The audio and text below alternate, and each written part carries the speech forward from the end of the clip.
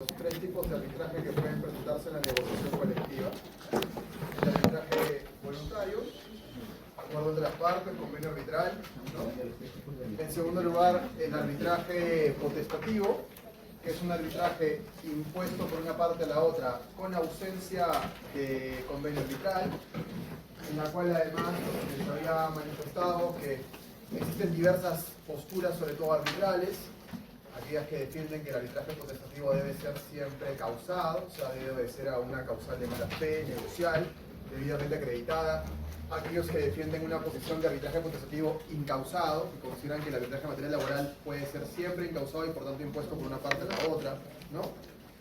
Y finalmente la postura del 014-2022, que establece que el arbitraje potestativo solo lo puede invocar el sindicato, en la idea de que la invocación por parte del empleador de un arbitraje potestativo buscaría evitar la huelga, dado que para poder declarar una huelga necesariamente la controversia no debería haber sido sometida a arbitraje, ¿no? Entonces, un poco lo que dice 014, pero como yo también les había manifestado, esto no vincula a los árbitros, porque los árbitros ejercen función jurisdiccional, pueden ejercer también control constitucional difuso, por lo tanto pueden inaplicar las disposiciones que ellos consideren pertinentes, contrarias a la Constitución o a la ley, ¿sí?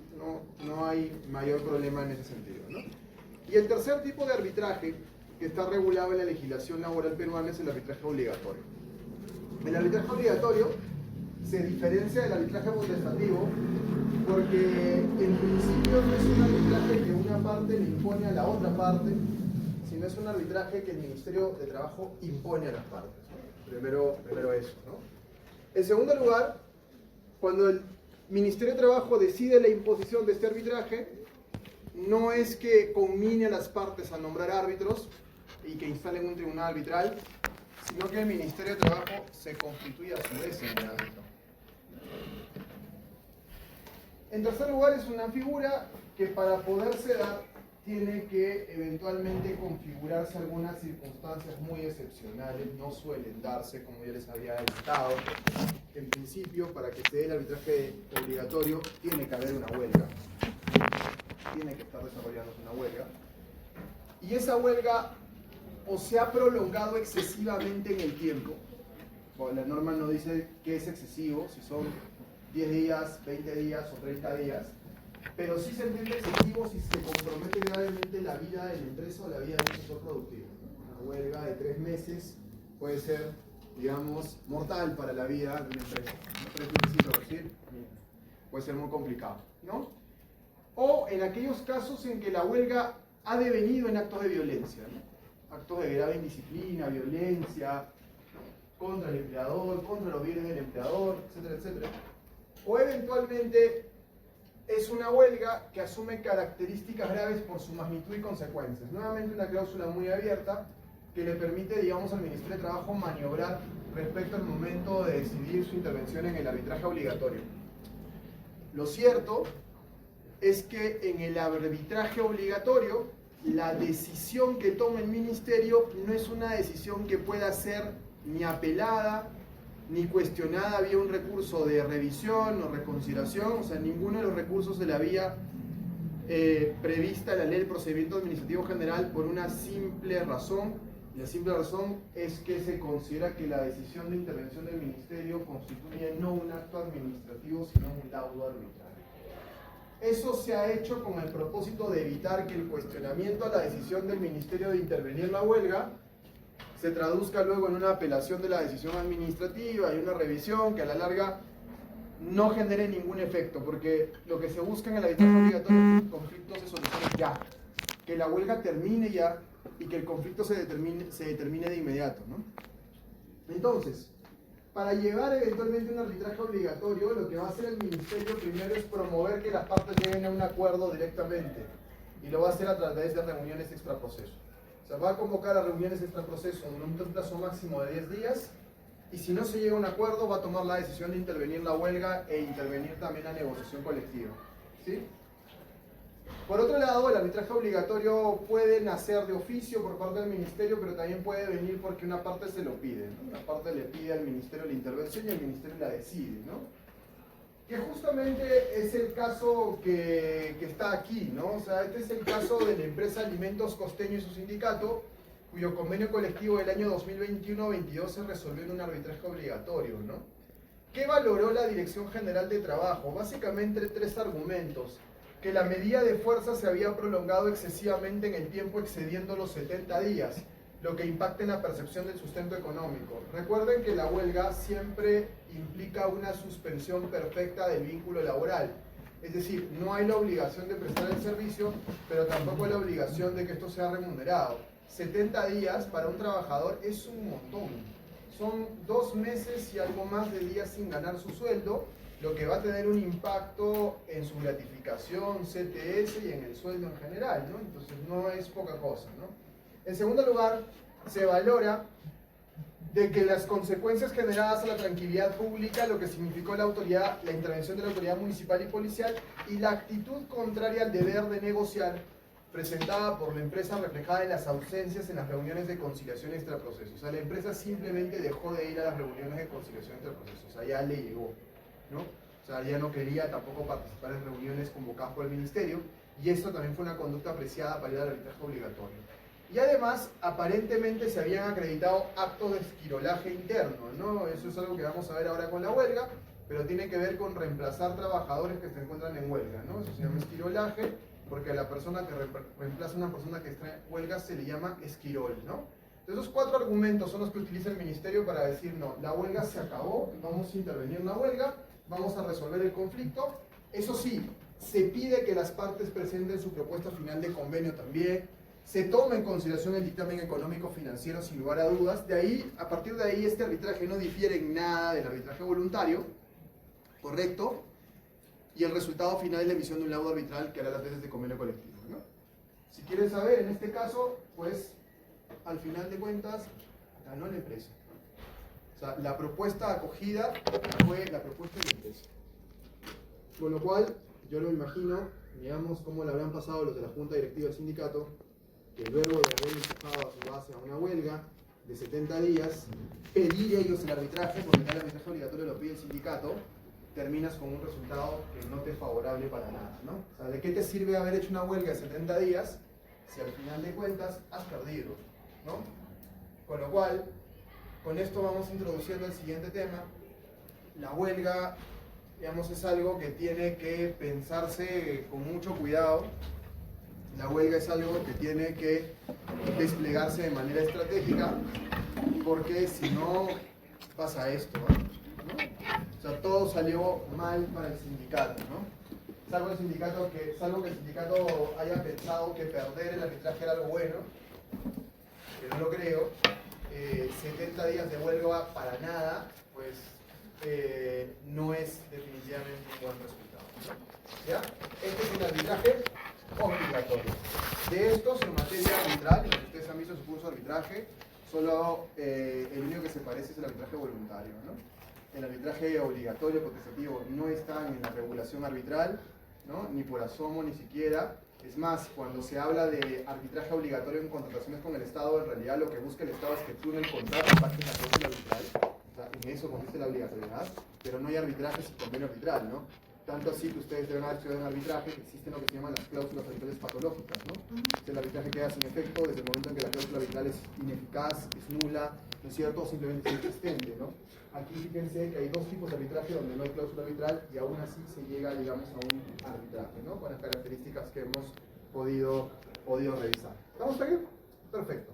Vamos a hablar ahora del último tema de derecho colectivo de trabajo antes de empezar a ver derecho procesal laboral que nos queda el semestre, que es la huelga, ¿no? A ver, en principio, antes de definir la huelga, o voy a empezar definiendo la huelga de acuerdo a sus características, pero en principio tengo que decirles que la huelga es un derecho humano fundamental.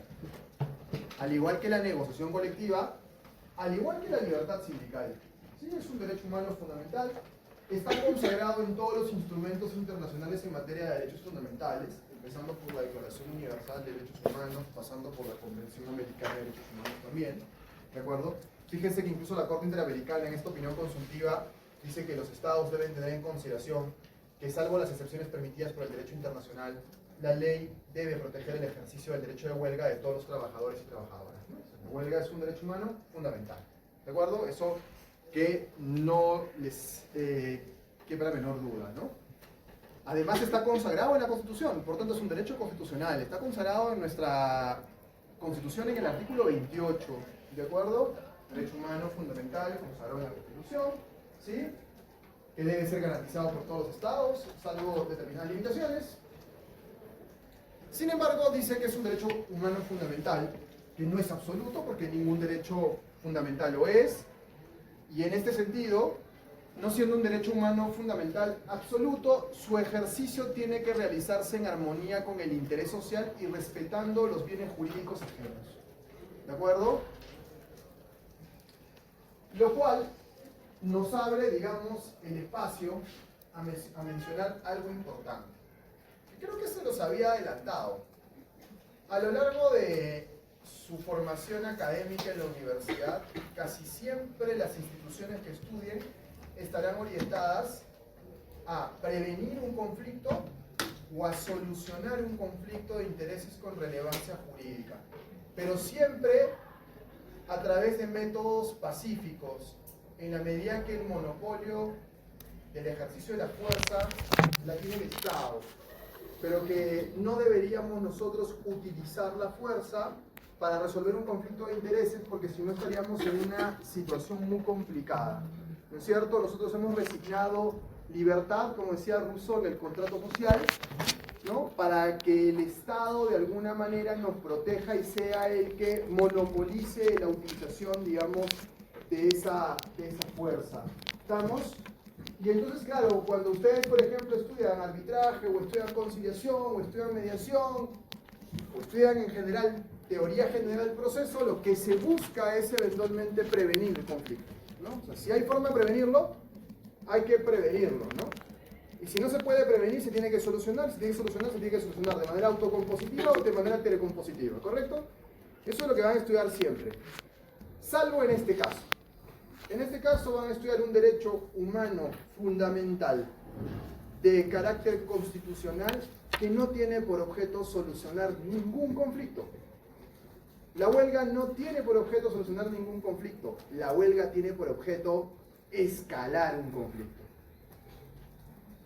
O sea, la huelga tiene por objeto generar una medida de fuerza, ¿no?, que no busca solucionar un conflicto a priori, que lo que en la realidad sucede es que lo que hace la huelga es escalar un conflicto, o sea, lo vuelve mucho más complejo, pero con el propósito de obtener un beneficio. ¿No? Con el propósito de obtener un beneficio. La huelga no es un método de solución del conflicto. La huelga es una escalada en el conflicto. Y por eso, la decisión de acatar una medida de fuerza, como se le suele llamar a la huelga, es una decisión que tiene que ser cuidadosamente adaptada, o cuidadosamente adoptada, mejor dicho, y cuidadosamente aconsejada, ¿no? Cuando un cliente me pregunta y me dice, oye, el sindicato se va a ir a huelga, ¿cuál es tu consejo? Mi consejo es que en la huelga ya no debería ceder nada.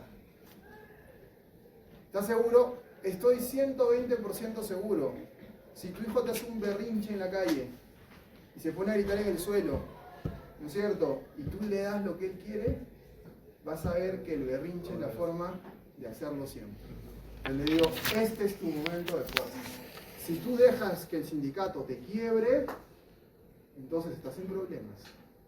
En la huelga, o quiebras tú al sindicato, o el sindicato te quiebra a ti. Pero si el sindicato te quiebra a ti, sabrá que a través de la huelga siempre va a conseguirlo. Si tú lo quiebras al sindicato, de esto el sindicato no se recupera. Entonces, claro, al no ser una forma de solución del conflicto, la estrategia de abordar la huelga es completamente diferente. Porque lo que vas a conseguir es una escalada en el conflicto. Y entonces, si tú le preguntas a un sindicato, ¿y en qué momento debo declarar una huelga?, el sindicato va a responderte, en el momento en que le hagas más daño al empleador. Pero digo, esto no soluciona ningún conflicto. ¿Desde qué momento se declara una huelga? Cuando puedas hacerle más daño al empleador. ¿Y cuándo le hago más daño? Cuando nos necesita más, cuando está en el pico de producción, cuando tiene que cumplir contratos, cuando puede afectar su imagen, ¿no es cierto? Porque en la huelga yo también voy a perder, pero tú también tienes que perder. Al final de cuentas, lo que siempre les digo a mis clientes es, en una huelga, si algo me ha quedado claro en mi experiencia, es que nadie gana, todos pierden, todos salen mal parados en una huelga, el empleador no sale bien parado, el sindicato tampoco va a salir bien parado. Sin embargo, es el método laboral más antiguo que se ha utilizado para conseguir derechos laborales. Fíjense que son las grandes huelgas del siglo XIX las que van forjando el sindicalismo moderno a través de la conquista, por ejemplo, de derechos como la jornada de las 8 horas diarias o las 48 horas semanales, ¿no?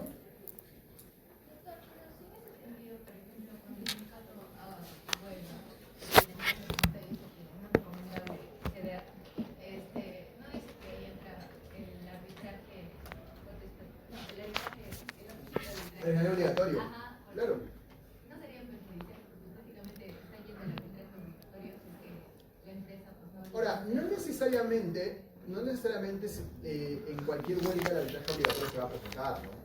Como les decía hace unos minutos, es una figura raramente utilizada, ¿no? No es común que en una huelga esto se traduzca en un arbitraje obligatorio. Lo que va a hacer el ministerio en el caso de una huelga es fomentar el diálogo, tratar que las partes sigan conversando a través de reuniones extraproceso, pero no necesariamente quiere intervenir la huelga, ¿no? No necesariamente quiere hacerlo. O sea, miren, ya una huelga que dure 12, 15, 17 días ya es una huelga complicada, ¿no? O sea, no es cada día que pasa en una huelga la cosa comienza a complicarse, digamos, muchísimo más, ¿ya? Pero fíjense, siendo todo lo que es un derecho humano fundamental, ¿no? Ahora, es un derecho de titularidad individual, pero de ejercicio colectivo, como lo es la libertad sindical, como es la negociación colectiva también, ¿no? O sea, no puede haber huelga de uno, tiene que ser siempre, digamos, un ejercicio colectivo. Y en este sentido, acá valdría la pena comenzar a definir a la huelga. ¿Qué es la huelga? ¿De acuerdo? Desde el punto de vista jurídico legal, la huelga siempre supone una suspensión colectiva del contrato de trabajo. ¿Ya? Por tanto, la huelga siempre supone que se suspende la obligación de prestar el servicio y al mismo tiempo se suspende la obligación de que me remuneren por esto. ¿De acuerdo? Siempre implica la huelga una suspensión perfecta del vínculo laboral. Pero es una suspensión perfecta que es acordada colectivamente. ¿Sí? ¿Y qué significa que es acordada colectivamente? ¿Por quiénes en todo caso? Por la mayoría de trabajadores que están comprendidos en el ámbito de la huelga. Usualmente, como lo vamos a ver en unos minutos, los trabajadores que están afiliados al sindicato serán los comprometidos en la medida de huelga. Entonces, una suspensión colectiva del contrato de trabajo adoptada mayoritariamente por los trabajadores que están comprendidos en su ámbito. ¿Sí? Por tanto, la decisión de acatar una huelga no es una decisión individual, es una decisión colectiva. Puedes tú no estar de acuerdo, pero si la mayoría votó por la huelga, vas a la huelga. ¿De acuerdo? Porque es una decisión colectiva, no una decisión individual. No es que te preguntes si tú quieres ir a la huelga, tú dices no, tú dices sí, tú dices no, no. Si la mayoría acuerda ir a la huelga, todos van a la huelga. ¿Ya? Ahora vamos a ver cómo se define ese todos, cómo se define ese universo, pero en principio es una decisión colectiva. Pero es que supone siempre un abandono pacífico del centro de trabajo. Es decir, los trabajadores tienen que abandonar las instalaciones de la empresa de manera pacífica, ¿sí? Esto es así en nuestro país por lo menos desde el año 1992, con la Ley de Relaciones Colectivas de Trabajo actual. Antes se permitían otras modalidades de huelga. Por ejemplo, era muy común en el Perú en los años 70 que las huelgas se tradujeran en una toma u ocupación de locales. O sea, los trabajadores se quedaban en la fábrica y la tomaban. Y ahí se atrincheraban, digamos, ¿no? Ya, eso está hoy prohibido, ¿no? La huelga tiene que suponer siempre un abandono pacífico del centro de trabajo, ¿no? Oye, ¿y qué tal si nosotros hacemos una huelga trabajando a desgano? O sea, no vamos a dejar de trabajar, pero vamos a trabajar adrede mal y lento para perjudicar al empleador. Eso se considera una modalidad irregular de huelga. Y fíjense que eso se considera también como una falta grave, el rendimiento deficiente deliberado. ¿De acuerdo? Oye, ¿y qué pasa si no queremos hacer un abandono pacífico del centro de trabajo, pero queremos paralizar nuestras labores? También se considera una falta grave. Recuerden que el artículo 25 de la ley laboral establece que se considera falta grave la reiterada paralización intempestiva de labores, ¿no? Está en el artículo 25, ¿no? Entonces esas huelgas de brazos caídos, de producir, digamos, lento, de ocupar las instalaciones de la empresa, están consideradas como modalidades irregulares de huelga, por tanto son falta grave. O sea, pueden ser pasibles de un despido. Evidentemente los actos de violencia dentro de la empresa, ¿no es cierto? Destruir, por ejemplo, la producción, destruir maquinaria, ¿no es cierto? Evidentemente está absolutamente prohibido, ¿sí? La huelga tiene que suponer suspensión perfecta con abandono pacífico del centro de trabajo siempre. Entonces, ¿cómo se supone que dañas al empleador? Dejando de trabajar, ¿sí? O sea, no dañas al empleador rompiendo la producción, malogrando las máquinas o dejando de trabajar ocupando locales. Se supone que la legislación laboral garantiza la huelga siempre y cuando ésta suponga un abandono pacífico del centro de trabajo. Y entonces, ¿qué pasa cuando veo a trabajadores que tienen sus letreros y sus pancartas y comienzan a quejarse en el frontis de la empresa de los malos tratos que tiene el empleador? ¿Eso es una huelga? No necesariamente, ¿de acuerdo? Porque puede ocurrir que los trabajadores sin hacer huelga protesten contra el empleador en el ejercicio legítimo sobre su derecho a la libertad de expresión, siempre y cuando las personas que estén protestando en el frontis, en principio no sean los que estén programados en ese turno, porque si no estarían dejando de trabajar de manera indebida, y en segundo lugar, siempre y cuando lo que digan sea cierto, o lo que aleguen, al menos lo aleguen con respeto, porque si tú dices algo que no es cierto, te expones a una sanción disciplinaria. Si insultas al empleador o le faltas el respeto, te expones también a una sanción disciplinaria. Aunque es cierto que la Corte Suprema y también SUNAFIL valora de manera diferente los insultos cuando son proferidos en un espacio de huelga o de protesta que en un espacio de situación normal, ¿no? Por ejemplo, ¿qué suelen hacer mucho los sindicatos en Arequipa? Cuando hacen huelga se pasean por SUNAFIL, se van caminando hasta la Plaza de Armas, se van a la Plaza España, se van al Ministerio de Trabajo, caminan por acá, caminan por allá, bloqueando las calles, haciendo un poco de bulla, porque lo que quieren es hacerse notar, ¿no? Lo que quieren es dejarse sentir. ¿Y cómo se dejan sentir? Pucha, arruinándote el tráfico y por otro lado, malogrando un poco la imagen de la marca, digamos. Eso, por ejemplo, es una estrategia muy común de los sindicatos en Arequipa. En Lima casi no pasa eso, porque en Lima las plantas están muy lejos, o están, digamos, en el Callao, hacia Ventanilla, o están hacia San Juan del Lurigancho, o hacia Ate. Entonces, claro, una huelga en Ate, pues a la gente que esté en Miraflores, o sea, es una anécdota, ¿no? O sea, la mirarás en tus redes sociales, ¿no? Pero que eso te haya generado a ti un no. ¿No? Oye, pero yo sé que hay gente que toma carreteras y toma vías, eso es delito, ¿no?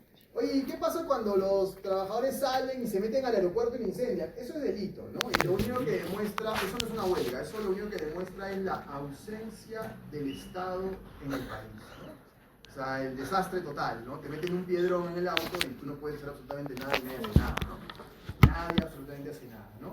Matan 13 trabajadores en una mina, ¿no es cierto?, en Trujillo y no pasa absolutamente nada, ¿no?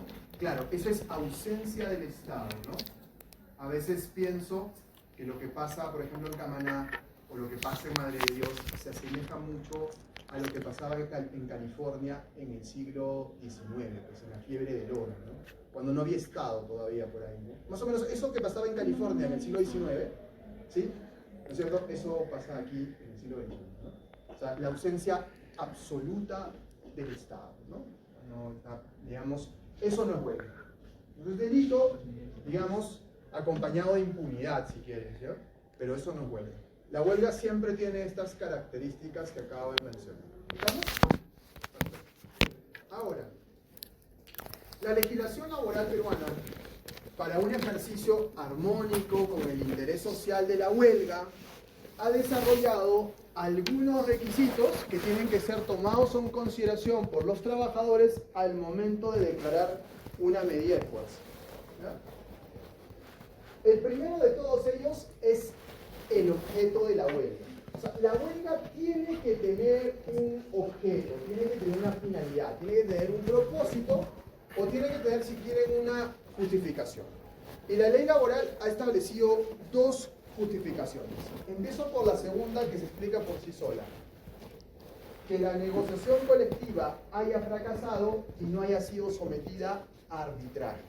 ¿Correcto? Es decir, desde el momento en que en una negociación colectiva se rompe la etapa del trato directo, un sindicato, si es que así lo decide, tiene abierta la posibilidad de declarar una medida de fuerza, una huelga. Ya tiene un motivo. Recuerden que un sindicato no tiene que atravesar por una conciliación, no tiene que atravesar por un arbitraje. Es más, si va por un arbitraje, la huelga ya no va a poder avanzar. Por tanto, roto el trato directo, el sindicato tiene abierta la puerta de avanzar en una huelga. Ese es el primer motivo, ¿correcto? El segundo motivo tiene que ver con la defensa de los derechos e intereses socioeconómicos o profesionales de los trabajadores comprendidos en ella. Esta causal es mucho más abierta. Es más, casi parece lo que llamaríamos un cajón desastre, porque ¿qué son intereses socioeconómicos o profesionales? Puede ser cualquier cosa, ¿sí? Y entonces, aquí por ejemplo los trabajadores podrían alegar como motivo de huelga el incumplimiento de un convenio colectivo, por ejemplo. Defensa de sus intereses socioeconómicos. Que no estén de acuerdo, por ejemplo, con un cambio de horario, un cambio de jornada por parte del empleador. Que no estén de acuerdo eventualmente con ciertas políticas implementadas por el empleador. Es decir, acá pueden caber muchas cosas. ¿De acuerdo? Pero la pregunta que surge siempre a nivel del Ministerio de Trabajo es, y cuando alegan la ruptura del trato directo, ¿tienen que probar que han roto el trato directo? Por supuesto, tienen que hacernos llegar el documento que el trato directo está roto, ¿no? Y cuando se trata de la defensa de los derechos e intereses socioeconómicos, ¿tiene que probarse lo que dice? O sea, si ellos dicen, por ejemplo, que el empleador no les ha contratado el seguro de vida, ¿tiene que probarse que no les ha contratado el seguro de vida? ¿O basta que lo aleguen? ¿Qué dicen ustedes? O sea, el sindicato dice, mi empleador no nos ha repartido utilidades, ¿ya? ¿Tiene que probar el sindicato que el empleador, estando en obligación de repartir utilidades, no las repartió o basta que lo digan? Basta que lo diga. El empleador tendría. A ver, yo también coincido con ustedes en que lo normal es que pruebe, pues, ¿no? Lo que estás diciendo. Y de hecho la postura que venía manejando el Ministerio de Trabajo a través de la Dirección General de Trabajo hasta el año 2021 era eso. Es decir, oye, si tú vas a alegar un motivo de huelga de este tipo, prueba que hay un incumplimiento. Es más, existe una posición todavía de la Corte Suprema que señala que esta causal de acá requiere que judicialmente se haya declarado el incumplimiento. No ni siquiera que lo pruebes, sino que un juez lo tenga por acreditado. Sin embargo, a partir del año 2022 la posición de la DGT en este sentido, la Dirección General de Trabajo, ha ido cambiando. Hoy en día, ¿cuál es la postura de la DGT? La postura de la DGT es, no es mi problema saber si lo que dicen es mentira o es verdad. Basta que lo lea. La postura de la DGT. Ahí les he puesto un par de resoluciones en su aula virtual que tienen que revisar con detenimiento porque les va a servir para poder entender cómo se califica una huelga. ¿De acuerdo? Entonces, por ejemplo, en ese caso, en esta huelga que tuvimos, el sindicato dijo, el empleador está incumpliendo las medidas de seguridad y salud en el trabajo, el empleador no nos ha dado utilidades, el empleador no está cumpliendo con el convenio colectivo, ¿no? Y el empleador decía, pero oye, el convenio colectivo no lo voy a cumplir porque estamos en arbitraje. En segundo lugar, utilidades no han habido, ya te he demostrado de que hemos arrojado pérdida. Y cuando tú me dices que no he contratado el seguro complementario de trabajo de riesgo, ¿de qué hablas si yo no estoy obligado a contratarlo, no? ¿Y qué dice el ministerio? El ministerio dice, a mí no me interesa si lo que dicen es verdad o mentira. hasta que lo aleguen. Si lo están alegando, ya está. Para mí es suficiente para darme el pase a la huelga, digamos, al menos en ese requisito, ¿no? Eso es bien polémico, por si acaso. Bien polémico, ¿no? Porque, claro, lo que estarías haciendo es facilitar una huelga en cualquier circunstancia, básicamente cuando el sindicato alegue lo que quiera alegar, ¿no? Pero, en buena cuenta, esos son los dos motivos que establece la ley para poder declarar una huelga, ¿ya? O sea, punto número 1, algo de estas dos cosas tiene que configurarse. ¿Estamos? Primero. Ahora, ¿cómo se adopta, mejor dicho, una medida de huelga? La medida de huelga es una decisión que tiene que ser adoptada por la mayoría de los trabajadores comprendidos en el ámbito. Entonces, aquí quiero que me presten un poco de atención. La decisión de una huelga la tiene que tomar la Asamblea General. ¿De acuerdo? O sea, la Asamblea General tiene que convocar eventualmente a los trabajadores, a sus afiliados, y decidir si se acata o no una medida de huelga, ¿no? Imaginemos que tenemos un sindicato, ¿de acuerdo? La organización sindical A, que tiene 830 trabajadores afiliados al sindicato. Entonces convoca una asamblea general para poder declarar una huelga. Agenda del día, declarar una huelga, ¿correcto? O una medida de fuerza. Pero a la asamblea general asisten 120 afiliados nomás. De 830 solo van 120. ¿De acuerdo? La votación queda como sigue. 70 trabajadores votan a favor de la huelga. ¿De acuerdo? 40 trabajadores votan en contra. Y como siempre hay los tibios, que nunca se quieren comprometer, 10 se abstienen. No dicen nada. ¿Ya? Fíjense. 830 afiliados. Han asistido a la asamblea 120. 70 han votado a favor de la huelga, 40 en contra, 10 no opinaron. La pregunta es, ¿la huelga tiene, digamos, suficientes votos para ser adoptada? Sí. Sí, es asamblea general. La asamblea No tiene requisitos la asamblea. La asamblea general son todos los trabajadores, pero de esa, o sea, la asamblea general este es el universo de afiliados, ¿no? Pero solo han asistido a la asamblea convocada para el día de hoy 120. El comercial entendía que eran los que asistían. ¿Ah? Y de ahí ya se completaba la mayoría del grupo. A ver, en materia laboral es muy parecido. En materia laboral, lo que se toma en consideración para saber si la decisión ha sido adoptada correctamente es la mayoría de trabajadores asistentes a la asamblea. Por tanto, si de esos 830 asisten 120 y de esos 120, 70 han votado a favor de la huelga ha sido válidamente adoptada. ¿A quién compromete la huelga? ¿A 70? ¿A 120? 800. ¿O a 830? A 830. Por tanto, si no estás de acuerdo con ir a la huelga, lo mejor que puedes hacer es no ser tibio e ir a la asamblea, a votar. ¿No es cierto? Porque claro, el gran problema acá es que la gente no fue a votar. Claro, legalmente la huelga está válidamente adoptada. El problema es si esta huelga tiene legitimidad. Yo me iría con temor, porque si de 830 personas que se afilian al sindicato, solo 70 quieren ir a una huelga, a mí me parece que esa huelga puede tener problemas. Internamente, digamos, ¿no? Pero legalmente está válidamente adoptada. ¿Correcto? Y como les digo, suspende el contrato de trabajo de los 830 afiliados al sindicato. ¿Estamos ahí? Perfecto. Ahora, cambiemos un poco el ejemplo. ¿Ya?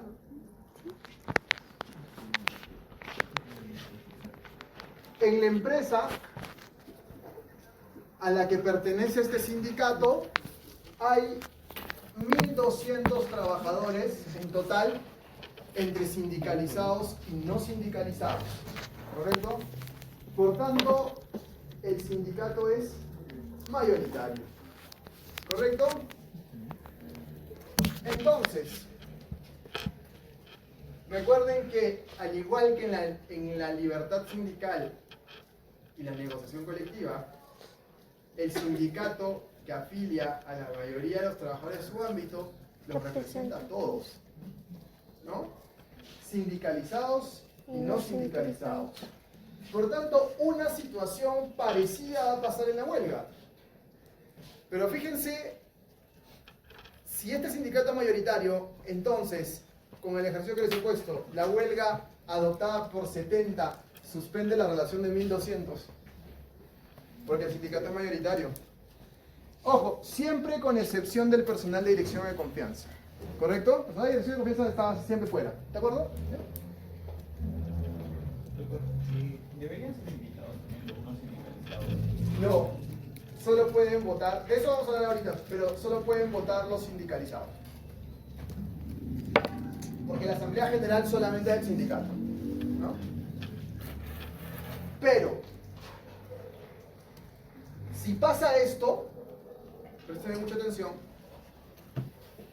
si se presenta la situación así, hay 1.200 trabajadores, 830 afiliados, sindicato mayoritario, a la Asamblea solo van 120 y 70 van a favor de la huelga, ya la huelga solamente comprende a los 830, no a los 1.200. Entonces, me preguntarán, ¿y cuándo comprendería a los 1.200? ¿De acuerdo? Escúchenme bien, la regla dice lo siguiente. Para que comprendas a todos los trabajadores del ámbito, sindicalizados y no sindicalizados, la decisión debe haber sido adoptada por la mayoría de trabajadores comprendidos en la huelga. Ahora me voy a explicar para que esto funcione. ¿Cuántos son? 830 afiliados. Se convoca una asamblea general, ¿ya?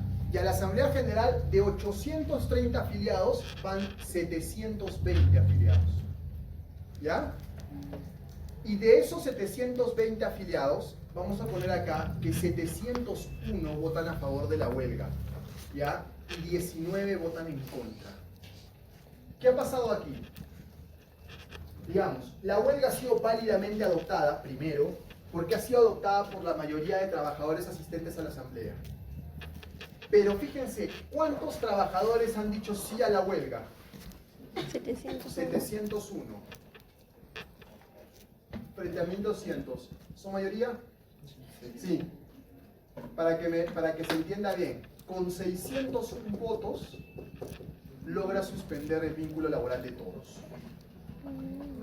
Entonces, si el sindicato es mayoritario y quiere lograr que su huelga sea así sumamente poderosa, por tanto quiere comprometer a los trabajadores no sindicalizados, tendría que lograr que en la votación voten a favor de la huelga la mayoría de trabajadores comprendidos en el ámbito. En este caso sería la mitad más uno de trabajadores, digamos, porque son 1.200.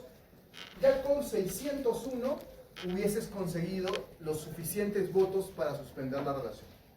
Pero como me preguntaban, aquí solamente votan afiliados al sindicato, no votan no afiliados. Claro, y aquí se presenta un gran dilema, ¿no?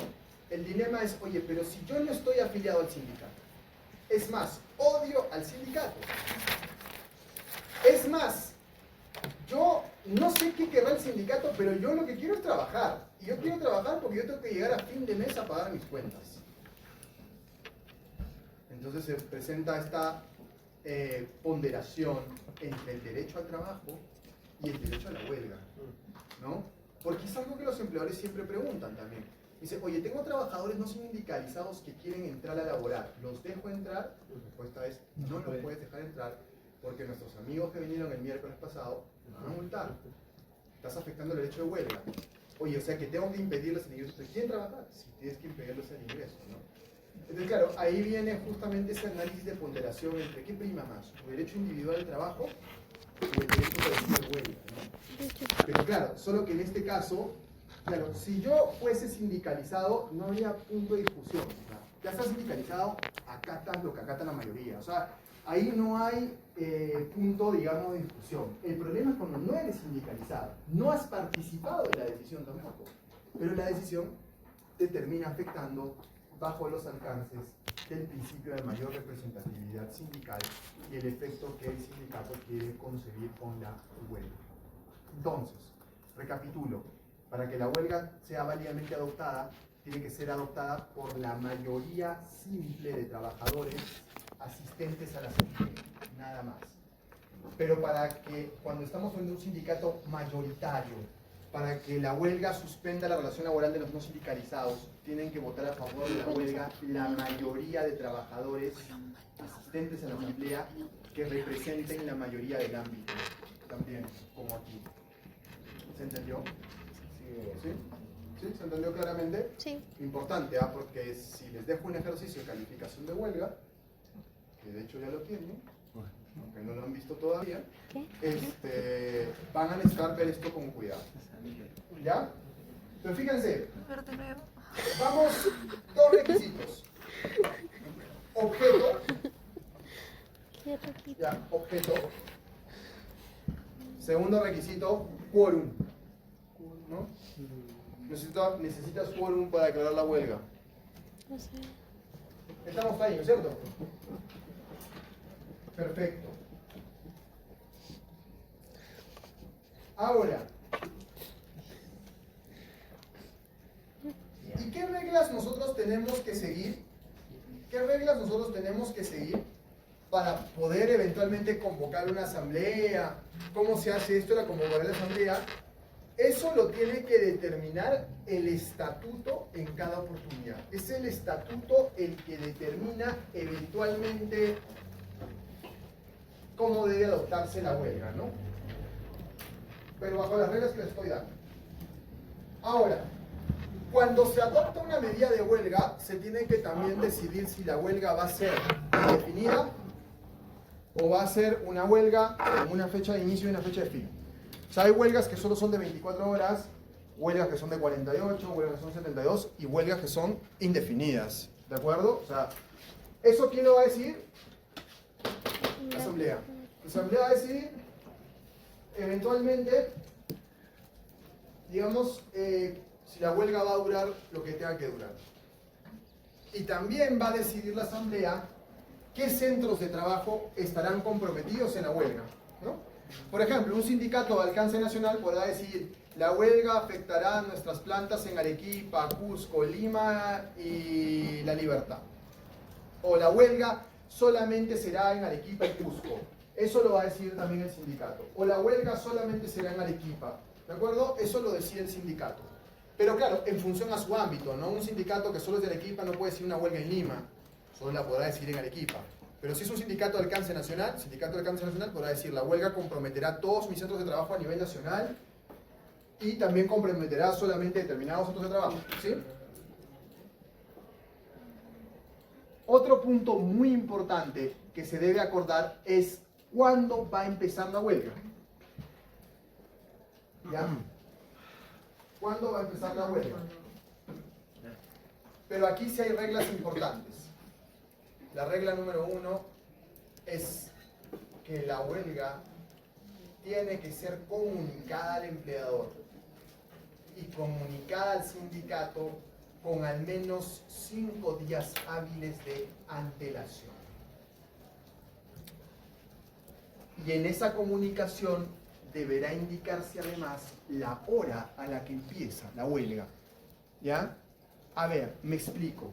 Si un sindicato comunica hoy, 19 de mayo, a un empleador de un plazo de huelga, así se llama, esa huelga debería empezar ¿cuándo? A ver. 24. ¿Cuándo se cumpliría el plazo mínimo que le tienes que dar al empleador? ¿Cuál es la 24. fecha mínima en la que esa huelga podría empezar? 25. A ver, empezamos a contar el plazo. El día de la comunicación no cuenta, ¿no es cierto? Entonces contamos: martes, un día; miércoles van 2, ¿no es cierto? Jueves 3, viernes van 4. Si en la empresa se trabaja el sábado, 5 el sábado, entonces la huelga podría empezar el próximo lunes, no antes que eso. Pero si en la empresa no se trabaja el sábado, la huelga no podría empezar sino hasta el martes. Ojo, la huelga no puede empezar en el día 5. La huelga tiene que empezar el día 6, si quieren. ¿Ya? Porque tú comunicas con 5 días de antelación. ¿correcto? 5 días hábiles, entendiendo por laborales, ¿correcto? No, la huelga no puede empezar antes de esa fecha. Doctor, ¿a quién se le comunica? Al Ministerio de Trabajo y al empleador. ¿Al empleado, o sea, al gerente o al No, a la dirección? o sea, a la empresa, ¿no? O sea, tú vas y estás en esa de partes, tu clase de huelga, ¿no? O sea, no hay una persona, ¿no? A la empresa en general, ¿no? Tu clase de huelga la dejas en ese parte, ya está, ¿no? Y al ministerio también, ¿ya? Y tienes que indicar la hora. Entonces tú vas a poner, el sindicato ha acordado una huelga indefinida que va a iniciar el día 27 de mayo a las 5 en punto de la mañana. Ojo, no puedes empezar una huelga en la mitad de un turno, por si acaso. Por ejemplo, si en la planta tienes turnos de 10 de la noche a 5 de la mañana, la huelga tiene que empezar 5 de la mañana, no puede empezar 12 de la noche. ¿Sí? O sea, tiene que terminar el turno. La huelga empieza cuando termine el turno, o cuando va a empezar el turno, ¿ya? O sea, no puedes empezar una huelga en la mitad de un turno. Eso no se puede hacer, ¿no? O sea, la huelga, como les digo, si el turno va de 10 de la noche a 5 de la mañana, la huelga no puede empezar 12 de la noche. La huelga debe empezar 5 de la mañana, a la hora que inicie el primer turno, digamos, ¿ya? Entonces, eso quién lo decide, el sindicato, pero respetando la regla de que tiene que comunicarla con 5 días de antelación, ¿ya? Pero hay determinadas empresas, ¿ya?, que realizan una actividad muy especial a la que nosotros llamamos servicio público esencial. Un servicio público esencial es aquel que, si deja de brindarse, pone en riesgo la salud o la vida de la población o de parte de la población, ¿correcto? Y en esos casos, cuando está implicado en una huelga una empresa que brinda un servicio público esencial, la comunicación de la huelga tiene que hacerse con 10 días hábiles de antelación y no solamente 5. ¿Ya? Yo voy a explicar un poco más de eso, pero solo quiero que lo vayan teniendo claro, ¿no? Por ejemplo, ¿no?, si el sindicato de la universidad declara una huelga, bueno, el servicio educativo superior no está considerado como un servicio público esencial. Por eso no pasa nada, 5 días nomás.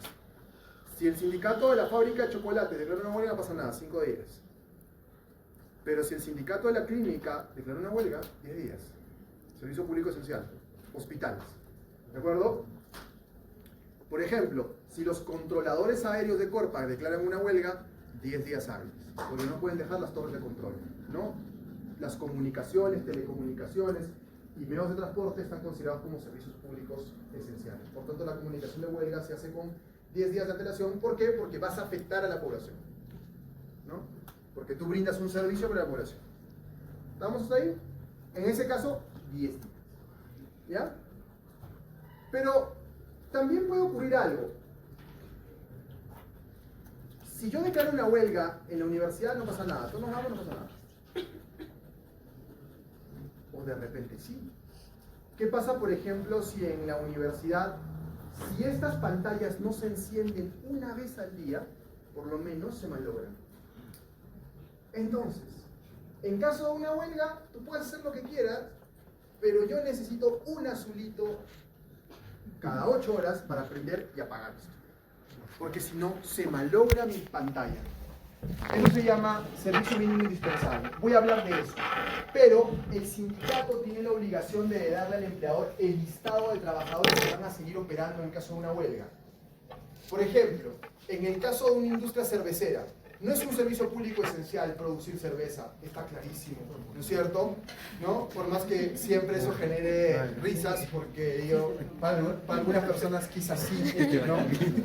Pero no para la población en general, no puede vivir sin cerveza, ¿de acuerdo?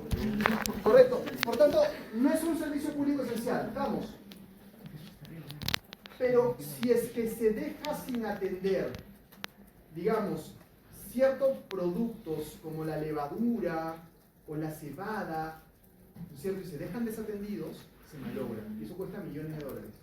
Entonces siempre tiene que haber alguien cuidando la levadura, cuidando la cebada, cuidando el caldero, ¿correcto? No para operar con normalidad, sino para cuidar los bienes del empleador, cuidar a las personas, que no vaya a haber un accidente, que la empresa pueda reanudar sus operaciones con normalidad. No sé si me dejo entender.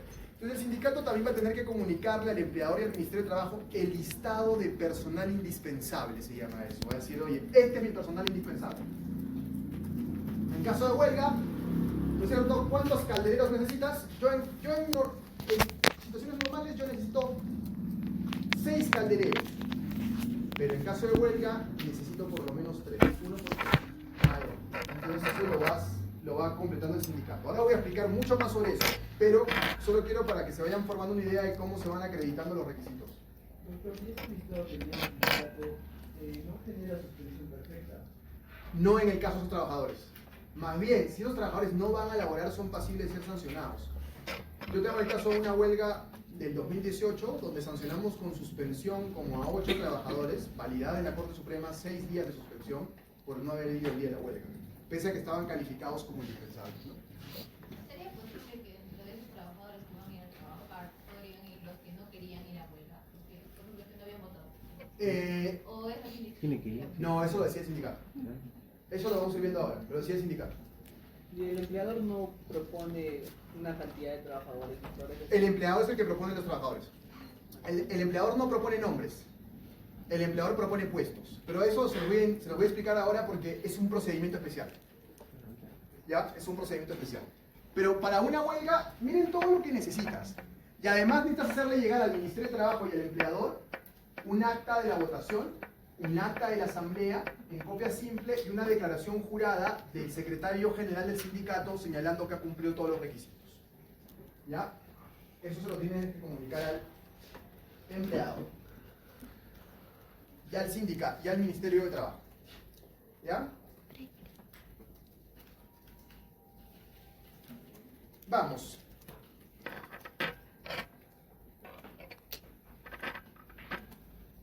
Fíjense aquí ahora. Vamos a hablar de este tema. Nómina de trabajadores y servicio indispensable. ¿Ya? ¿Si vas a preguntar algo? Sí. ¿Si vas a pedir break? No. No, era una pregunta. Ya, dale. Es tu rol de delegada. Bueno. Ya, era acerca de lo que mencionó antes de que pasase al otro tema, ¿no? Indicó que cuando se inicia la huelga tienen que igual decir si, por ejemplo, si es un sindicato de ámbito nacional y tienen 2, tienen que decidir si va a ir, qué sede va a ir a la huelga. ¿No? Eso es el sindicato. Ya, pero digamos que si el que está en Arequipa, en Arequipa y en Lima, dice que va a ir, digamos, todo el sindicato, tanto el de Arequipa como el de Lima.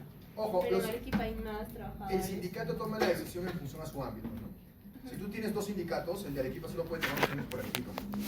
No, pero sí es un sindicato, digamos, con trabajadores de ambos. Ya, un sindicato de alcance nacional. Ajá, ya, pero sus trabajadores, digamos que es 1.200 en total, pero 800 tienen Arequipa y solo 400 en Lima, por ejemplo. Ah, comprende todos, ¿no? Ajá, pero de ahí de estos 800, digamos que 601, porque usted dijo que la mitad sí quieren ir a huelga. Entonces, pero de los 400, ninguno quería ir a huelga. Pero ya son la mitad, pero solo en Arequipa. Igual comprende Pero a si el todos. sindicato de alcance nacional, no importa dónde estemos, ¿no? Claro. Los comprende a todos igual, ¿no? Ahí, esa es la- Perfecto. Entonces, fíjense, uno de los temas más álgidos al momento de declarar una huelga tiene que ver con el servicio público esencial y las labores indispensables. ¿De acuerdo? A ver, cuando hablamos de un servicio público indispensable, siempre debemos pensar en aquellos que pueden poner en peligro la seguridad, la salud, la vida, miren, la seguridad, la salud, la vida o el sostenimiento en condiciones normales de la población. ¿Correcto? ¿Sí? Estamos hablando de una huelga que puede poner en riesgo la salud, la seguridad, la vida o el sostenimiento en condiciones normales de la población. ¿Estamos? Eso es lo que se llama un servicio público esencial. Ahora, ¿quién califica los servicios públicos esenciales? El IPENDE, la ley. ¿Y cuáles son los servicios públicos esenciales? Limpieza y saneamiento. ¿No? Por ejemplo, ¿no? Los obreros municipales no pueden ir a una huelga si es que no acreditan personal para acreditar el servicio público esencial. ¿No? Saneamiento, Eventualmente también electricidad, agua y desagüe, CEAL, por ejemplo, CEDAPAR, ¿no? Todas las generadoras y distribuidoras de luz, no te pueden dejar sin luz. Es el caos en España, el infierno. Saber que se apague todo el país, ¿no es cierto? O sea, tú no puedes decir simplemente bajo el switch y me voy. Establecimientos penales, ciertamente no puedes dejar los penales desatendidos, ¿no es cierto? El INPE no puede hacer una huelga así nomás. Comunicaciones y telecomunicaciones, ¿no? Básicamente se refiere a las compañías de telecomunicaciones, pero también, digamos, internet, ¿no es cierto? Todo lo que venga con transporte. Piensen en los aeropuertos, los controladores aéreos no pueden simplemente hacer un abandono de las torres de control, ¿correcto? Eso no puede ocurrir, ¿no es cierto? Aquellos de naturaleza estratégica que se vinculen a la defensa nacional, o sea, un poco por ejemplo temas de puertos, ahí, ¿no? Industrias vinculadas a la defensa nacional, ¿no? Administración de justicia por declaración de la Corte Suprema, o sea, no puede dejar de brindarse el servicio de justicia, ¿correcto? Por ejemplo, si la norma penal dice que tú tienes que dictar un mandato de detención preliminar en 24 horas, ¿no? 24 horas te puedes extender hasta 15 días en algunos casos, terrorismo, ¿sí, no? O sea, pero ¿qué pasa si detienen a una persona en flagrancia y no hay juez? ¿No es cierto? O no hay personal administrativo, bueno, porque los jueces no pueden hacer huelga, ¿no? Pero no hay personal administrativo, o sea, no puedes tener a una persona 10 días detenida sin mandato judicial simplemente porque el especialista legal no está, ¿no? Entonces, tiene que haber ese servicio. Y otros que sean determinados por ley. Por ejemplo, uno que fue determinado por ley no hace mucho, que también produjo sus problemas, fue la educación básica, porque la educación básica fue declarada como un servicio público esencial. Pero ¿a quién le dolió? A todos los sindicatos del magisterio, porque el SUTEP y todos aquellos sindicatos que solamente se dedican a vivir de las huelgas, ¿no? Y a hacer huelgas todo el tiempo, perjudicando, digamos, la enseñanza de los chicos. Si ya en la universidad es frustrante, o sea, yo como 4 años de mi carrera he terminado mi semestre en febrero, a fines de febrero, ¿no? ¿Por qué? Porque ese día huelga, ahora están en huelga, ¿no? Sí. Ahora están en huelga, ¿no? Está en mayo y no empiezan clases. Ya, eso lo he vivido. Ya, eso lo he vivido, ¿no? Por mi deseo de estudiar en la universidad pública, ya, me he ganado con todo eso, de las huelgas de los profesores, no hacen clases, que tu semestre dura 2 semanas, una vaina, ¿ya? Bien complicado. O sea, esto es lo que se llama un servicio público esencial, que busca proteger a la población de riesgos que afecten su integridad, su salud, ¿no es cierto? O eventualmente su sostenimiento. Doctor, la educación no está considerada. La educación superior, no, la educación primaria y secundaria.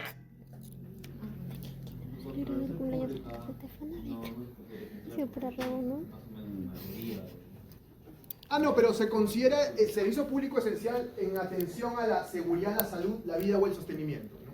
Que no vayan a clases los chicos de la UNSA 3 meses, no afectan en su seguridad, en su salud y su vida, digamos. Eso no afectaría demasiado, digamos, en los fines, el sostenimiento de la universidad, ya que, bueno, se aboca, o bueno, si yo fuera interesante en este momento, consideraría demasiado titularme ahí y a la universidad de la UNSA. Entonces, claro, pero no se analiza desde ese punto de vista, ¿no?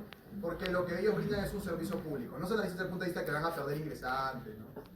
Créeme que tampoco los van a perder, ¿no?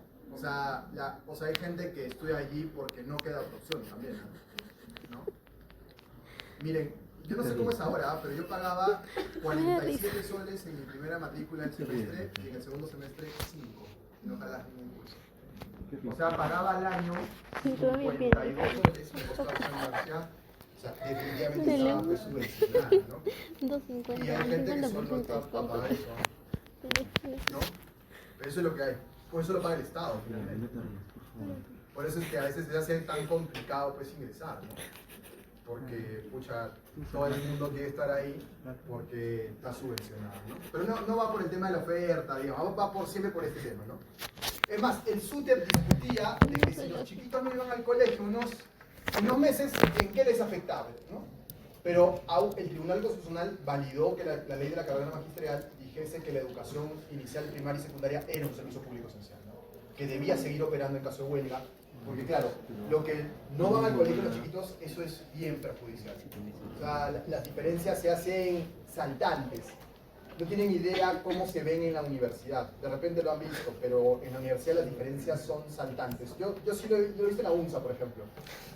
O sea, la diferencia de colegios ahí se hace, digamos, abismal. Son cosas que no se pueden recuperar. La forma en la que te expresas, la forma en la que opinas, la forma en la que escribes, la forma en la que entiendes. Hay gente que no entiende lo que lee, ¿no es cierto? Y en la universidad sufre muchísimo, porque esas cosas vienen desde el colegio. Eso viene desde la primaria. Son cosas que se aprenden en primero, segundo primaria, y que ya nunca más se vuelven a aprender. A escribir bien, a entender, ¿no es cierto? A comprender lo que lees, a dejarte expresar y dejarte entender también, ¿no? Expresar tu opinión, no construir una idea lógica y que se pueda entender. Eso hay mucha gente que no lo puede hacer, para que vean. Y por otro lado, nosotros tenemos algo que se llama labores indispensables. Esto es distinto al servicio público esencial. ¿Qué buscas con una labor indispensable? Solamente preservar la seguridad de las personas y de los bienes de la empresa. Por ejemplo, yo tengo clientes que están sobre todo en este rubro, entonces le digo, ¿tú tienes actividades indispensables? Y me dice, no, me dice, o sea, si hay una huelga, apago el switch y ya está, y cuando se acabe la huelga lo prendemos, digamos, ¿no? Punto. O sea, no necesito nada, o sea, ¿necesitas que haya gente en la huelga? No, me dice, no necesito. Pero tengo otros clientes, por ejemplo, intermediación financiera, bancos, claro. O sea, yo en caso de huelga necesito, no voy a colocar créditos, pero necesito gente que esté atendiendo para los cajeros, gente atendiendo en ventanillas, o sea, no puedo dejar de brindar el servicio, ¿no? O sea, no hay forma. Aunque sea de manera reducida, lo tengo que brindar. Y por otro lado, también tengo clientes que dicen, oye, yo tengo, por ejemplo, calderos. Si el caldero no lo cuidan, explosiona. Yo no voy a operar con normalidad, pero alguien lo tiene que vigilar, porque si no lo vigilan, pongo en riesgo los bienes y pongo en riesgo las personas. ¿Correcto? Pero el otro día discutía con un cliente sobre este tema, porque me decía, oye, pero no es una actividad esencial que yo deba seguir operando para cumplir mis contratos, porque yo tengo contratos con clientes en el extranjero. Y decía, no, porque el propósito de esto no es que operes tú con normalidad. El propósito es que la huelga te afecte, pero que lo que tú cuides es personas y bienes. Si podemos, le digo, argumentar sobre eso, ya, bacán, le digo, pero ahora mismo no entiendo cómo cumplir o no un contrato con un cliente que en el extranjero sea una actividad indispensable. No sé si me dejo entender. Ya, hay empresas que pueden tener actividades indispensables, otras no, y hay algunas que hacen servicios públicos esenciales y otras no. ¿Sí? Pueden ser privadas o públicas. Acá sobre todo hay públicas, pero también privadas. ¿Ya? ¿Estamos? Perfecto. Entonces, ¿qué es lo que ocurre cuando tú tienes alguna de estas dos situaciones? ¿Ya? Fíjense. Olvídense que estamos en una huelga. No hay huelga. La vida es felicidad y color de rosas en la empresa. No pasa nada. Se llevan de maravillas con el sindicato. La negociación colectiva está muy auspiciosa. Pero en enero de cada año, hasta el 31 de enero de cada año, las empresas están obligadas a comunicar al Ministerio de Trabajo el listado de puestos indispensables que deberían seguir operando en caso de una huelga. O sea, no importa que estés muy bien con el sindicato, que la huelga no se avecine, que no haya nubarrones que se acerquen, nada. O sea, ¿a qué quiero ir? La comunicación de puestos indispensables no se hace cuando estás con una huelga encima. No.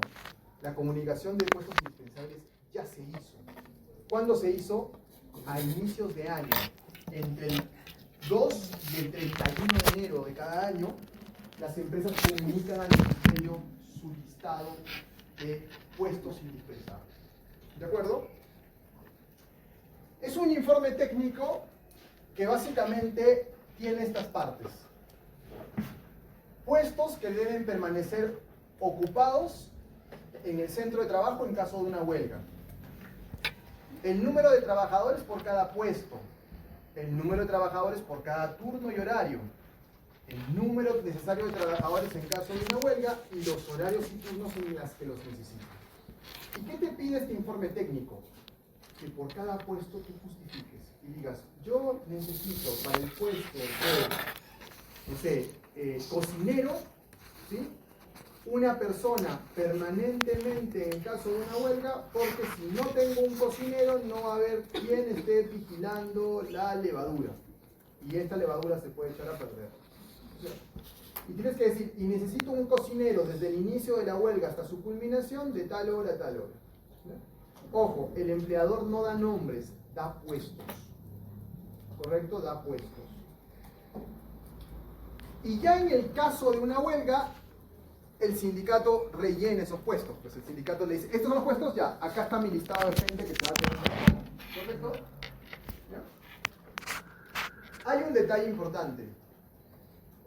¿Y qué pasa pues si el empleador de 400 puestos, 380 los califica indispensables? O sea, todo para él es indispensable. Hace una calificación indebida, ¿no? Pasa lo siguiente. ¿Ya? Con esto voy a ir terminando la clase hoy. Pasa lo siguiente. Se genera lo que se llama una divergencia. A ver, ¿qué ocurre? El empleador va y presenta su informe al ministerio hasta el 31 de enero de cada año. Acá está mi informe, este es mi listado de indispensables, por puesto, por turno, e indicando el porqué. ¿Qué hace el ministerio? El ministerio le corre traslado de este informe al sindicato. Y el sindicato, el empleador ha dicho que estos son sus indispensables. ¿Qué puede hacer el sindicato? El sindicato tiene 30 días naturales para observarlo. Puede que no diga nada. Si no dice nada, el informe del empleador queda validado. Puede que el sindicato responda, pero responda así a la mala. O sea, cualquier cosa sin fundamento. El informe del empleador queda validado. Pero puede ser que el sindicato presente un informe bien fundamentado, contraviniendo lo que dice el empleador. Ahí es donde se genera lo que se llama una divergencia. ¿Y qué se hace frente a una divergencia? Primero, el Ministerio de Trabajo te convoca a reuniones extraproceso. Dice, oye, a ver, ¿podemos llegar a un acuerdo en los puestos? Ojo, olvídense, no hay huelga, estamos bien. Es solo para acordar indispensables. Y si no hay un acuerdo, se designa un órgano independiente. Por ejemplo, yo tengo un par de casos donde han designado a la universidad de órgano independiente. Pero la facultad de ingeniería, no derecho, esto no es legal. Esto es un tema de ingeniería. O sea, lo que hace el ingeniero o lo que va a hacer la universidad es ir seguramente a programar una lista de la planta y a ver, ¿qué puesto es este? Puesto de perchador. ¿En qué consiste? Explícame. ¿No? Va a ir, por ejemplo, a la mina. Cerro Verde, ¿no? Puesto por puesto. Y hay una tabla para cobrarte. Te cobran por puesto. ¿Pero quién paga? 2/3 de lo que cobra el órgano independiente lo paga el empleador, 1/3 el sindicato. Si el sindicato tiene plata, están fregados. Porque alguien tiene que pagar, porque eventualmente es el órgano independiente el que resuelve, pero su decisión puede ser apelada. ¿Ya? Ahora, ¿qué pasa si en el tránsito de todo este farragoso procedimiento viene una huelga? O sea, estás en medio de la divergencia, estás discutiendo todo y llega la huelga, ¿no? ¿Qué informe se toma en consideración? El último aprobado. O puede ser uno del año anterior. Y si no hay un último aprobado, el último presentado. Por el empleador. Y si no hay un último presentado, el Ministerio de Trabajo toma la decisión de decir qué puestos son. ¿No? Ahora, ¿y por qué hay tanta controversia por este tema? Porque si el empleador logra poner más puestos como indispensables, la huelga se va debilitando, ¿no? Porque yo necesito seguir operando y logro que tú sigas operando. O sea, sigo haciendo que la gente venga a trabajar, ¿no? Hay, como les digo, hay empleadores que dicen incluso, mira, yo sí tengo servicios indispensables, pero en la medida que la huelga la va a hacer un sindicato de 50 trabajadores y en la empresa somos 6.000, no me interesa. No voy a presentar ni siquiera un listado, porque con los otros 4.500 trabajadores o 5.552 trabajadores me basta y me sobra, ¿no? De alguna manera esto tiene importancia cuando el sindicato es mayoritario, cuando realmente te van a parar la planta. Ahí sí necesitas eventualmente los indispensables, ¿no? Pero si Este informe se presenta en enero todavía, pero en el transcurso del año se vuelve sindicato mayoritario y no presentó, o sea, igual tendría que esperarse el próximo año todavía. Es que lo que pasa es que no importa si el sindicato es mayoritario o no, los puestos indispensables no van a cambiar, ¿no? O sea, ese cálculo que hace el empleador es un cálculo, si quieres, de riesgo. Pero los puestos no deberían cambiar, ¿no? Por ejemplo, los bancos tienen algo que se llama continuidad de negocio. Ellos ya tienen, o sea, ya sus protocolos de emergencia y no necesitan de esto, pero por ejemplo, la mayoría de la industria sí. Entonces, en enero de cada año presentan sus puestos indispensables. Se califica puesto por puesto y ya está. Entonces, ahora sí, volviendo a lo que les decía, cuando se va a declarar una huelga, tú ya tienes que llenar los puestos. Pero ¿qué pasa a veces? El sindicato Vivazo te manda un listado de gente que no está afiliada al sindicato. Dice, va a cubrir el puesto fulano, sultano, mengano que no están afiliados. Y ahí se genera una controversia de si el listado de trabajadores que da el sindicato tiene que estar o no comprendiendo trabajadores de su sindicato, puede nombrar a cualquiera, ¿no? Claro, ¿por qué no me nombraría a mí si no estoy afiliado? Pero eso suelen hacer los sindicatos primero. ¿Ya? Entonces fíjense todo lo que necesitas para declarar una huelga. O sea, no es algo así que decidas de la noche a la mañana, ¿no? Fíjense, decisión adoptada por la mayoría, con 5 días de antelación, 10 días si estamos en servicios públicos esenciales, comunicando el inicio de la huelga, en qué centros de trabajo compromete, eventualmente también quiénes son el personal indispensable que va a cubrir a los trabajadores en caso de huelga. Todo tiene que estar perfectamente, digamos, coordinado. ¿Estamos? Pero siempre les he dicho que hay una suerte de comunicación del plazo de huelga, ¿no? Y esto es lo que vamos a ver seguramente ya mañana, no lo vamos a ver ahora. ¿Qué hace el ministerio con una comunicación? ¿Para qué le comunicas al ministerio? Al ministerio tú le comunicas para que el ministerio pueda calificar la huelga. O sea, esto va a entrar en un procedimiento administrativo de calificación. O sea, el ministerio tiene que revisar la concurrencia de los requisitos. ¿Sí? Si el ministerio declara que los requisitos están cumplidos, la huelga se declara procedente. Y si se declara procedente, lo que está diciendo el ministerio es trabajadores que están autorizados a ir a la huelga. ¿Sí? Si el ministerio considera que alguno de los requisitos no se ha cumplido, puede declarar improcedente la huelga. Y lo que va a decir es que los trabajadores deben abstenerse de ejecutar su medida de fuerza. ¿Estamos? Y luego vamos a ver qué pasa. Ahora, ¿qué tienen ustedes en su material? En su material ustedes tienen dos resoluciones de la DGT importantes. Una de una calificación de huelga, ¿ya? Caso de una huelga en 2018, bien interesante. Y la otra es una verificación de una huelga que deviene ilegal. Es otro paso que vamos a revisar también.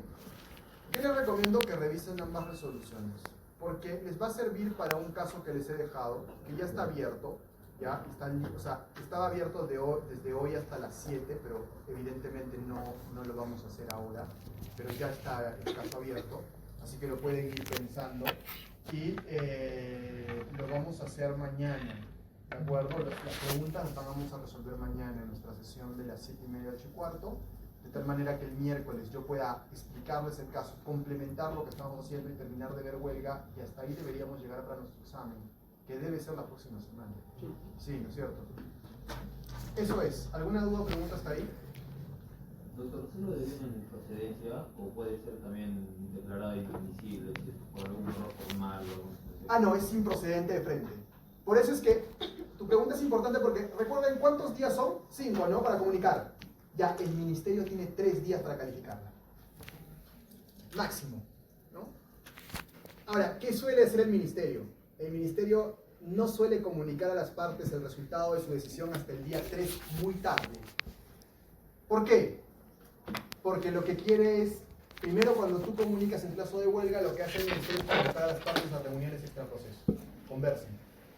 Si tú ya sacas la improcedencia de frente, ya la otra parte va a poder conversar. Entonces el ministerio se demora un poquito hasta el día 3, ¿no?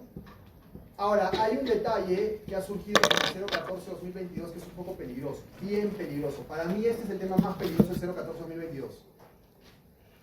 Que se ha establecido, de manera ilegal a mi criterio, que si en 3 días el ministerio no se ha pronunciado, la huelga se entiende aprobada, o se entiende, mejor dicho, procedente, por aplicación de silencio administrativo positivo.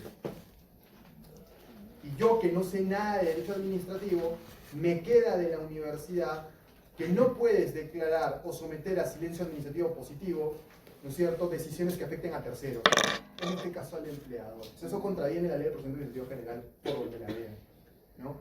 Y genera mucha inseguridad. Felizmente hasta ahorita ninguna de mis huelgas el ministerio ha omitido pronunciarse. Siempre en el día 3, a más tardar, el ministerio emite su pronunciamiento y declara procedente o improcedente la medida de fuerza. ¿Ya? Procedente ya saben que es, tienes el pase, luz verde para ir a la huelga. Improcedente es abstente de ejecutar tu medida de fuerza. ¿Sí? No tiene los requisitos. ¿Estamos ahí? ¿Alguna otra duda o pregunta? En el caso que nos mencionó sobre los puestos indispensables de si era gente no afiliada, ¿eso era constituía algo para que se declare improcedente la huelga o normal sería? Para mí es una causal de improcedencia. Que tú en tus puestos indispensables nombres trabajadores no sindicalizados, para mí es una causal de improcedencia. Es justo uno de los temas que se discute en la resolución que se da. O sea, pero para el ministerio, ¿qué es? Para el ministerio, para la DGT, actualmente puedes nombrar no sindicalizados. La DGT, la Gerencia Regional de Trabajo en Arequipa, no te acepta eso, por ejemplo. Por tanto, se habrán dado cuenta que no hay uniformidad en el criterio que tiene el ministerio para declararlas, ¿no? ¿Saben qué depende? Depende mucho de quién es presidente, ¿saben? ¿Quién es ministro de Trabajo? Por ejemplo, en la época de Castillo, todas las huelgas se declaraban procedentes. Todas. ¿No? Como nunca se han declarado huelgas procedentes. Depende mucho de la presión política. Mientras más grande el sindicato, más presión política hay. Interviene, por ejemplo, los congresistas, más te mandan a Sunafil, ¿no?, a revisar la huelga, ¿no? Justo es un tema que yo le comentaba a los señores de Sunafil el día que vinieron a la universidad, ¿no? Vea, si tú organizas lo que ellos han hecho para nosotros el miércoles pasado, para la Cámara de Comercio, los sindicatos se te vienen encima, porque van a decir que tú estás del lado del empleado. Si tú haces lo mismo para los sindicatos, te van a decir que estás del lado de los sindicatos y eso no lo va a ver bien nunca el gremio del empresario. Digo, pero si tú lo haces en la universidad, estás en un espacio neutral, ¿no? Porque es un espacio académico, ¿no? O sea, donde nadie toma partido por nada, ¿no? Entonces digo, ellos se sienten mucho más cómodos haciendo ese tipo de cosas en la universidad que haciéndolos, por ejemplo, en la Cámara de Comercio, en la FDTA, porque les genera tomar partido, ¿no? Al toque les dicen, tú estás del lado de los empresarios. Pucha, y si van a inspeccionar la empresa, estás del lado de los sindicatos, ¿no? Entonces nunca nadie está contento, entonces ellos están siempre como en la mitad, ¿no? Si quieren verlo bien, ¿no? De hecho, si les pareció, o sea, estuvo larguísimo, pero alguna que les gustó, alguna que les sirvió, algún tema que hayan escuchado que nunca hayan escuchado en su vida. No, todos los asociados. Todos los han escuchado alguna vez. Sí. Lo de Miguel Ángel Cuadros, o sea, ese no lo hacemos aquí, ¿ah? Por ejemplo, el de la barba, que es el de seguridad y salud en el trabajo. Ese, por ejemplo, eso es un tema que no se hace en pregrado, por ejemplo, ¿no? Determinación de peligros y riesgos en seguridad y salud en el trabajo, que es un tema bien apasionante, ¿no? Y después, no sé si había otro que no toquemos en pregrado. Porque contratos de trabajo sí, supongo, ¿no? Bueno, algo que puede haberle servido es la explicación del procedimiento inspectivo. O sea, en su etapa de investigación, en su etapa instructora, sancionadora, ¿no? También. Doctor, ¿en serio no se puede realizar la denuncia si no tiene RUC? Supongo que no sé, eso es un tema operativo. Me dijeron F. ¿Eso? Me dijeron F. Mal por ti, ¿por qué no preguntas? Pues sí, Pero no ha preguntado, sí, he preguntado. sí, eso me dijo, mal por ti, ¿por qué no preguntas? Debiste preguntarle, porque la empresa antes de ingresar, debiste pedir boleta, que no sé ¿Pero qué. quién ha sido? ¿Qué inspectora ha sido? La señorita, la primera que inició. Ah, la primera que explicó es una fila, después una fila. Ah, no. No Pero no te pelea. Descuento. Es que algo que se les pelea mucho a Sunafil es eso, o sea, que ustedes deben servir para ir, por ejemplo, a inspeccionar, ¿no? Lugares donde hay informalidad laboral. O sea, ¿qué ganas multando a una empresa porque tiene más de 100 trabajadores y no tiene asistente social? Una norma del año 65 que es absolutamente irracional. Y vas y me multas por eso. O sea, porque no tengo asistente social. Pero claro, tienes un montón de gente trabajando, digamos, en informalidad y eso no vas nunca, ¿no? Eso es lo que le discuten a Sunafil. O sea, ella, está muy bien lo que haces, pero ¿con quién lo haces? ¿No? ¿Acaso tú vas a inspeccionar a los mineros en Camaná? ¿O vas a inspeccionar, por ejemplo, a Secocha? No van, pues no. Esas zonas son zonas prohibidas, ¿no? O sea, entonces, por eso es que a veces eso es lo que se les pelea, ¿no? Los empleadores por eso no lo ven tan bien. Claro, ellos deberían luchar más por ese tipo de cosas como falsos locadores de servicio, ¿no? En un país donde la informalidad casi llega al 80%, quizá deberían fijarse un poco más en eso, ¿no? Pero ¿algún otro tema se le ha parecido bien? Está... Bueno, espero que haya servido, que al menos los ratos que han estado despiertos haya sido largo, pero difícil que vuelvan a tener algo así. O sea, hacen una fila acá con los inspectores explicándoles cosas, no todos los días. No son así normalmente, no vienen así nomás, ¿no? Muñequitos, nada, ya, hasta aquí nos quedamos, si no hay ninguna otra duda, pregunta. Nos vemos mañana. No se preocupe que yo voy a mover la fecha de